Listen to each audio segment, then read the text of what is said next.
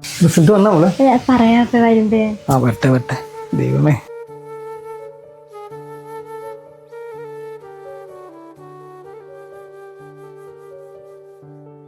Mock full A+ ഉണ്ട്. കൊടുക്ക്.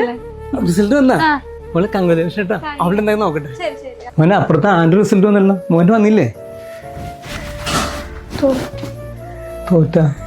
നമുക്ക് ഇവിടെ എന്തിന്റെ കുറവായിരുന്നു മോളെ. ഞാൻ ആൾക്കാർ മൊത്തം എങ്ങനെ നോക്കും? എനിക്കൊന്നും തലയിൽ കയറുന്നില്ല.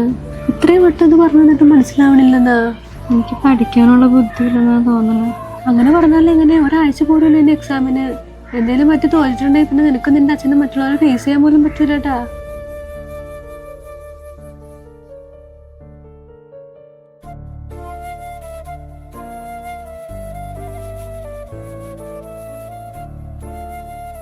ക്ലാസ്സിൽ ശ്രദ്ധിക്കേണ്ട അവിടെ പഠിക്കണം എന്നൊക്കെ പറഞ്ഞിട്ട് ടീച്ചേഴ്സ് പറഞ്ഞത് വളരെ മാർക്ക് കുറവാണെന്നാണ് പറഞ്ഞത്.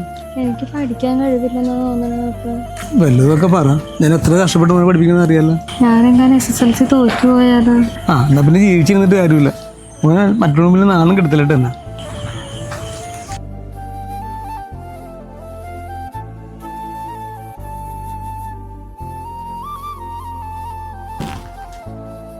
സാരല്ലോ മോളെ, എല്ലാവർക്കും എല്ലാ കഴിവും ഉണ്ടാവണമെന്നില്ലല്ലോ. തുണി വേണ്ടാത്തതാണോ അപ്പ? അത് ബാലൻസ് വന്നതാണ്. ഞാൻ എടുത്തോട്ടെ? മോനെ ആവശ്യം എടുത്തു. പപ്പ കൊള്ളാല. ഞാൻ എൻ്റെ ഡ്രസ്സ് തയ്ച്ചിട്ടുണ്ട്. നീ ഇപ്പൊ അച്ഛൻ്റെ കൂടെ കൂടിയില്ലേ? അത് നന്നായി.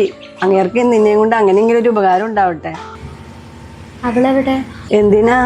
നിന്നെ പോലെ അല്ല അവള്. അവൾക്ക് ഒരുപാട് പഠിക്കാനുണ്ട്. നിന്റെ കൂടെ കൂടി അവളുടെ പഠനം മോശമാഞ്ഞത് ഞങ്ങളുടെ ഭാഗ്യം. പൈസ ഞാൻ അച്ഛനോടത്തോളാം. ചെല്ല്. അമ്മച്ചി എന്തിനാ അവളോട് അങ്ങനെയൊക്കെ പറയാൻ പോയാ?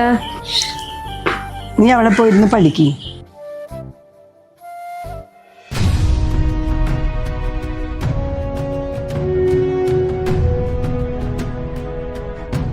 ഞാനൊരു ഓൺലൈൻ ഷോപ്പിംഗ് പേജ് തുടങ്ങിയില്ലായിരുന്ന, അതിൽ നിന്ന് കിട്ടിയ ആദ്യത്തെ ലാഭം.